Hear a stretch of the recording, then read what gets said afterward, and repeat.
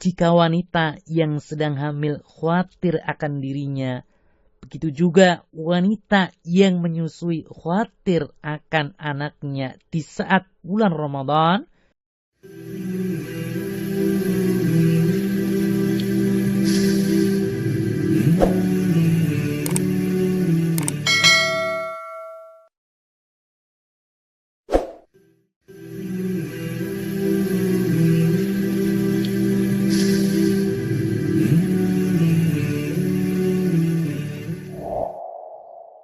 Assalamualaikum warahmatullahi wabarakatuh.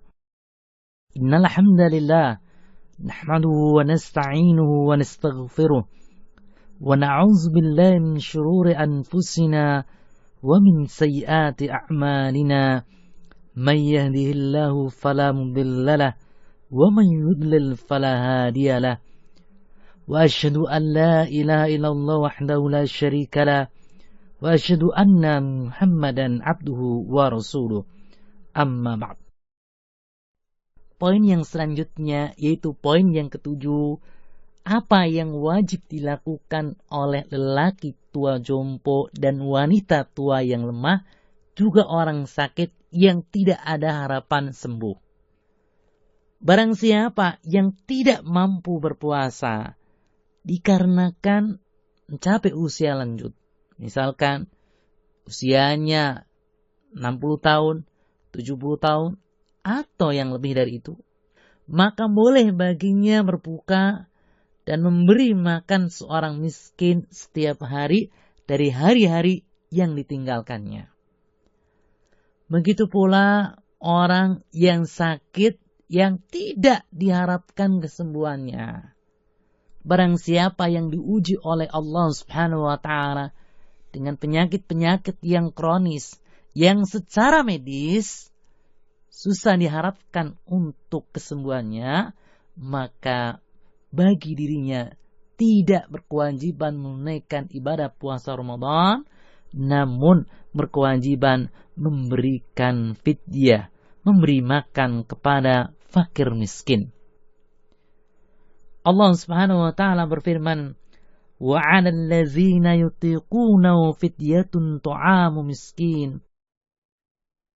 Dan wajib bagi orang-orang yang berat menjalankan ibadah puasa, maka membayar fidyah, yaitu memberi makan seorang miskin. Al-Quran Surat Al-Baqarah ayat 184. Diriwayatkan dari Atha bahwasanya dia mendengar Ibnu Abbas membaca ayat tersebut. Kemudian Ibnu Abbas berkata, ayat ini tidak mansuh, tidak dihapus hukumnya. Yang dimaksud adalah lelaki dan wanita yang sudah lanjut usia, di mana mereka tidak mampu untuk berpuasa, maka mereka memberi makan orang miskin setiap hari dari hari-hari yang ditinggalkannya. Poin yang ke-8 adalah wanita hamil dan menyusui.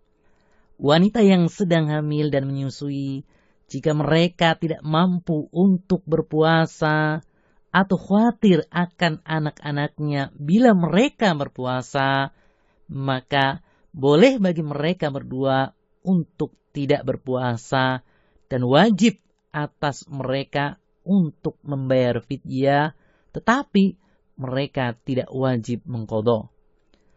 Diriwayatkan dari Ibnu Abbas radhiyallahu anhuma bahwasanya dia berkata, diberikan keringanan kepada orang yang sudah tua dan wanita tua yang lemah dalam hal tersebut, sedang keduanya sanggup berpuasa untuk tidak berpuasa jika mereka mau dan memberi makan orang miskin setiap hari, serta tidak ada kewajiban qadha atas keduanya.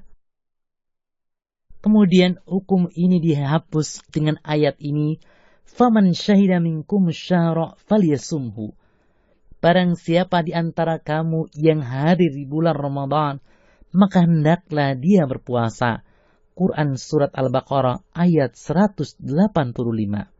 Dan telah ditetapkan bagi orang yang sudah tua dan wanita tua yang lemah, jika keduanya tidak mampu berpuasa, juga bagi wanita yang sedang hamil dan menyusui, jika keduanya khawatir, maka mereka boleh tidak berpuasa dan harus memberi makanan seorang miskin setiap hari. Juga diriwayatkan dari Ibnu Abbas radhiyallahu anhuma, dia berkata, jika wanita yang sedang hamil khawatir akan dirinya, begitu juga wanita yang menyusui khawatir akan anaknya di saat bulan Ramadan, maka boleh bagi mereka berdua untuk tidak puasa, kemudian memberi makan orang miskin setiap hari dari hari-hari yang ia tinggalkan, dan tidak wajib atas mereka mengqadha puasa.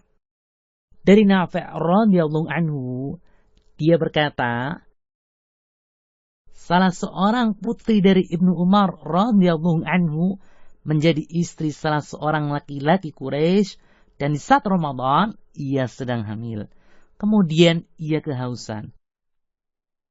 Maka Ibnu Umar memerintahkannya untuk berbuka dan memberi makan seorang miskin setiap hari yang ditinggalkannya. Asar ini diriwayatkan oleh Imam Ad-Daruqutni dengan sanad yang sahih. Sebagian ulama berpendapat bahwa untuk wanita yang hamil atau wanita yang menyusui, apabila mereka berdua tidak menunaikan puasa Ramadan, maka wajib untuk mengganti puasa tersebut di hari-hari yang lain. Kemudian, poin yang ke-9, ukuran makanan yang wajib dikeluarkan. Jika kita telah mencapai usia lanjut, tidak mampu untuk menunaikan puasa Ramadan, atau kita mengalami sakit terus-menerus, sakit yang berat, sakit yang kronis, sakit yang menaun, sehingga tidak mampu untuk menunaikan puasa Ramadan, maka wajib bagi kita untuk membayar fidyah. Yang jadi pertanyaan adalah, bagaimanakah ukuran fidyah tersebut? Diriwayatkan dari Anas bin Malik radhiyallahu anhu, bahwasanya dia pernah tidak mampu berpuasa selama setahun, maksudnya selama 30 hari di bulan Ramadan, maka dia pun membuat bubur 1 mangkok besar dan memanggil 30 orang miskin hingga membuat mereka semua kenyang. Asar ini diriwayatkan oleh Ad-Daruqutni dengan sanad yang sahih.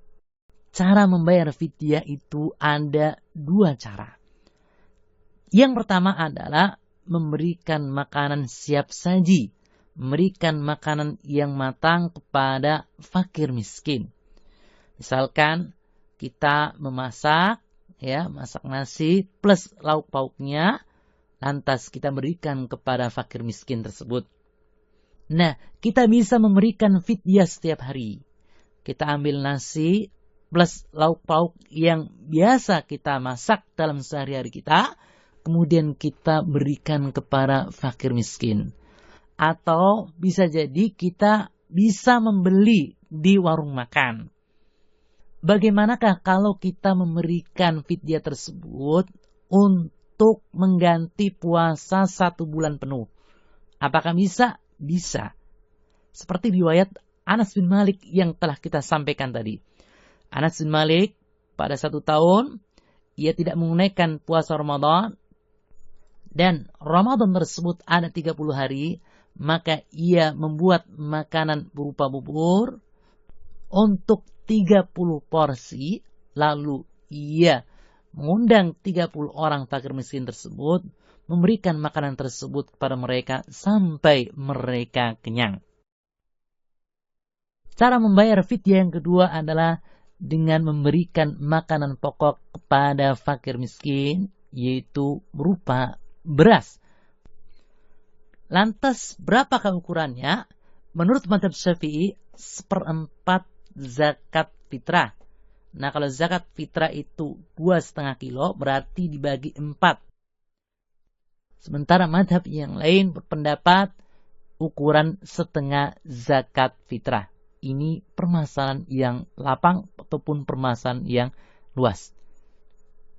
Dengan demikian, tidak boleh membayar fidyah berupa uang. Demikian apa yang kami sampaikan. Mudah-mudahan Allah Subhanahu wa taala memberikan pemahaman kepada kita sehingga kita bisa menunaikan ibadah puasa sesuai dengan petunjuk Rasulullah sallallahu alaihi wasallam. Wassalamualaikum warahmatullahi wabarakatuh.